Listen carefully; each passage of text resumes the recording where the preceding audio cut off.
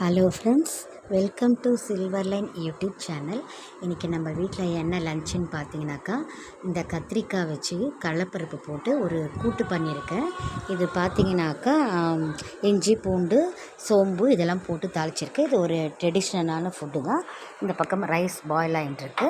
கடலைப்பருப்பை ஃபஸ்ட்டே நான் என்ன பண்ணியிருக்கேன், ஒரு 3 ஸ்டீம் கொடுத்துருக்கேன். கொஞ்சோண்டு உப்பு, மஞ்சள் தூள், எண்ணெய் போட்டு அதை ஆஃப் பண்ணி தனியாக வச்சுருக்கேன்.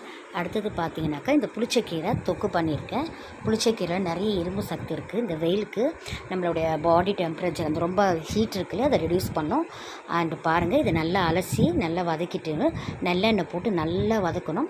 அதுக்கப்புறம் இதுக்கு ஒரு பவுடர் நம்ம ரெடி பண்ணணும். லைக் என்னன்னு பார்த்தா, அந்த தனியா இருக்கு இல்லையா, தனியா, காஞ்ச மிளகா, அப்புறம் 2 வெந்தயம், இதை நல்லா ட்ரை ரோஸ்ட் பண்ணியிருக்கேன். அதை ஆறின பிறகு இந்த குட்டி மிக்ஸி ஜார் இருக்குங்களா, இதில் போட்டு சும்மா அது ஒரு பவுடர் 2-3 பல்ஸ் கொடுத்தா பவுடர் ஆகிடும்.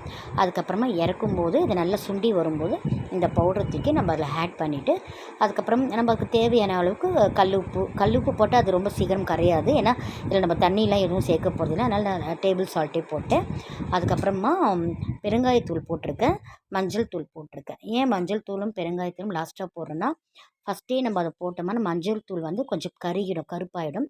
பெருங்காயத்தூளும் அப்படி தான். அதனால் நம்ம இறக்கிறதுக்கு முன்னாடி இதை போட்டோம்னா நல்லா ஸ்மெல்லு நல்லாயிருக்கும். எல்லாம் பாருங்கள், இப்போ ஒன்றோட ஒன்று நல்லா பைண்டிங் ஆகிடுச்சு. நல்லெண்ணெய் நல்லா தாராளமாக ஊற்றிருக்கேன். அப்புறம் பாருங்கள், இந்த கத்திரிக்காய் கடலைப்பருப்பு கூட்டுக்கு பச்சை கத்திரிக்காய் எவ்வளோ ஃப்ரெஷ்ஷாக இருக்குது பாருங்கள். இதில் அந்த நம்ம கடலைப்பருப்பு வேக வச்சு இல்லையா, அதே குக்கர்லேயே 2 கடுகு, உளுத்தம்பருப்பு, சோம்பு போட்டு தாளிச்சிட்டு, அதுக்கப்புறம் வெங்காயம் தக்காளி நல்லா வதக்கிட்டு, இந்த கத்திரிக்காயை நம்ம தண்ணியில் அரிஞ்சு போட்டுருவேன். நல்லா தண்ணி எடுத்துட்டு அதை நல்லா வதக்கிட்டு, மிளகாய் தனியாத்தூள், மஞ்சள் தூள், உப்பு போட்டு இதை ஒரு இப்போ கடலப்பருப்பு நம்ம 1 பாதியமாக தான் வேக வச்சுருக்கோம். அகெயின் அதை தூக்கி அதை நம்ம அதில் ஆட் பண்ணிட்டோம்னாக்கா, எல்லாம் 2மே ஒன்றா சேர்ந்து நம்மளுக்கு ஒரு நல்லா அந்த கூட்டு மாதிரி வந்துடும். அதுக்கு நம்ம தேவையான அளவுக்கு இதில் இருக்கிற தண்ணியே போதும். ஏன்னா கூட்டுனா கொஞ்சம் தண்ணியாகவும் இருக்கக்கூடாது, ரொம்ப திக்காகவும் இருக்காது. அந்த மாதிரி நம்ம பண்ணியிருக்கோம். அதுக்கப்புறம் எக்கு இருந்துச்சு. ஸோ நாளைக்கு அமாவாசை, நம்ம எக்குலாம் சாப்பிட மாட்டோம்.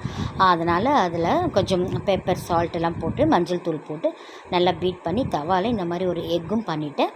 அதுக்கப்புறம் பார்த்தீங்கன்னாக்கா, இதை திருப்பி போட்டுட்டு அதை மிளகுத்தூள் போட்டுருங்க பாருங்கள். இது 4 எக்கும் நம்ம பண்ணியாச்சு. அதுக்கப்புறம் பாருங்கள், இந்த கத்திரிக்காய் கடலைப்பருப்பு கூட்டம் நல்லா ரெடி ஆகிடுச்சு. ஸ்டீம் ஒரு 3 ஸ்டீம் கொடுத்து அகெயின் பாருங்கள், இறக்கும்போது ஃபைனல் டச்சாக கருவேப்பிலை போட்டிருக்கேன். கொத்தமல்லி நான் இன்றைக்கி போடலை, கொஞ்சம் டிமாண்டு வீட்டில். ஸோ இதுதான் இன்றைக்கி நம்ம வீட்டோட லன்ச். தேங்க்ஸ் ஃபார் வாட்சிங்.